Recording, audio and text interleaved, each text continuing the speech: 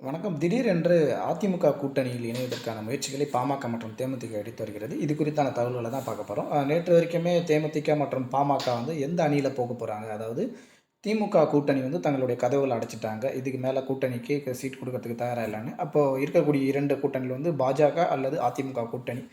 பாமக மற்றும் தேமுதிக 2 பேருமே வந்து அதிமுக மீது வந்து ஒரு கடுமையான அதிருப்தியில இருந்தாங்க. கடந்த நாடாளுமன்ற தேர்தல்லயும், சட்டமன்ற தேர்தல்லயும் அதிமுக காரங்க வந்து நமக்கு சரியா வேலை செய்யல.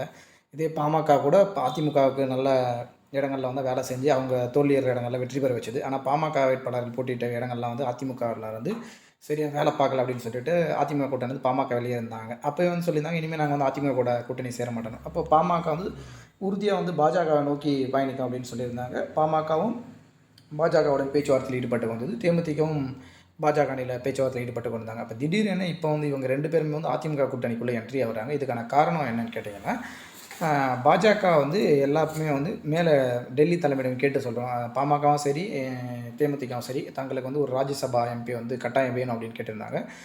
டெல்லி தலைமையிடம் கேட்டு சொல்வதாக அண்ணாமலை உறுதியளித்திருந்தார். ஆனால் திடீரென எடப்பாடி பழனிசாமி அணிக்கு செல்வதற்கான காரணம், எடப்பாடி பழனிசாமி வந்து அவரும் எதிர்பார்த்த கூட்டணி அமையல. யாரும் அந்த பக்கம் இருந்து காங்கிரஸ், விசிகலாம் வருவாங்கன்னு எதிர்பார்த்துட்டு இருந்தாரு. அவங்களும் வரல.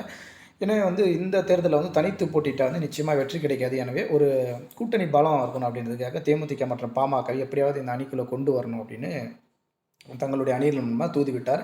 அதில வந்து பாமக மற்றும் தேமுதிகவுக்கு வந்து எடப்பாடி பழனிசாமி உறுதியா அளித்திருக்கிறது வந்து பாமகவுக்கு வந்து 5 இடங்கள்ல போட்டியிடுறதுக்கான வாய்ப்பு வழங்கப்படும். அதே மாதிரி தேமுதிகவுக்கு 3 இடங்கள்ல போட்டியிடுறதுக்கான வாய்ப்பு வழங்கப்படும்.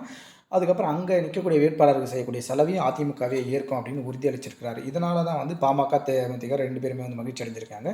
முக்கியமான காரணம் என்னன்னு கேட்டீங்கன்னா, ஒரு சட்டமன்ற தொகுதி மாதிரி கிடையாது நாடாளுமன்ற தொகுதி. மிகப்பெரிய பணபலம் இருக்கணும். ஒரு 4, 5 சட்டமன்ற தொகுதிகளை உள்ளடக்கியது. எனவே நிச்சயமா பணபலம் அதிகமா இருக்கணும். அப்போ தேமுதிக மற்றும் பாமக வந்து வேட்பாளர்களா இருக்கிறவங்க அத செலவு செய்வாங்கன்னு கேட்டா நிச்சயமா ரொம்ப கஷ்டம். எனவே வந்து அதிமுக போன்ற மிகப்பெரிய கட்சியில இருந்து அங்க அவங்களுக்கு செலவு செய்யறதுக்கான வாய்ப்பு இருந்தா, அங்க உறுதியா போட்டியிடலாம். எனவே 4 அல்லது 5 இடங்கள்ல பாமகவும், 3 அல்லது 4 இடங்கள்ல தேமுதிகவும் அதிமுக கூட்டணியில இணைந்து பயணிப்பதற்கான வாய்ப்புகள் அதிகம் உள்ளது. இது தொடர்பான கூட்டணி அறிவிப்பு மிக விரைவில் வெளியாகும் என எதிர்பார்க்கப்படுகிறது. தொடர்ந்து அரசியல் சார்ந்த காணொளிகளை தெரிந்து கொள்ள நம்முடைய சேனலை சப்ஸ்கிரைப் செய்யுமாறு அன்போடு கேட்டுக்கொள்கிறோம். நன்றி, வணக்கம்.